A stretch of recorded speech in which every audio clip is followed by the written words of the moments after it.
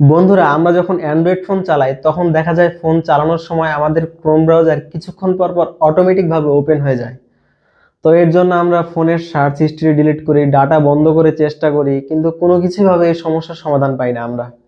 তো আজকে আমরা এই ভিডিওর মাধ্যমে দেখব কিভাবে এই সমস্যার সমাধান করা যায়। তো চলুন আমরা মোবাইল স্ক্রিন থেকে ঘুরে আসি।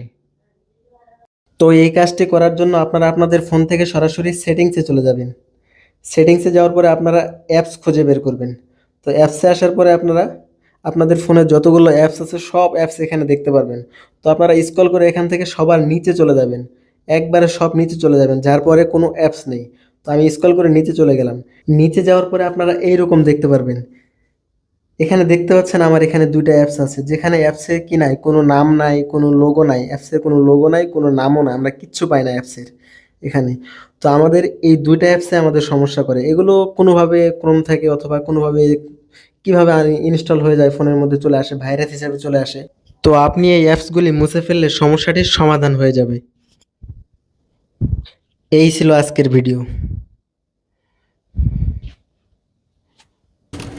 ভিডিওটি ভালো লাগলে একটি লাইক করবেন, আর এরকম নিত্য নতুন ভিডিও পাওয়ার জন্য অবশ্যই চ্যানেলটিকে সাবস্ক্রাইব করে রাখবেন। ধন্যবাদ।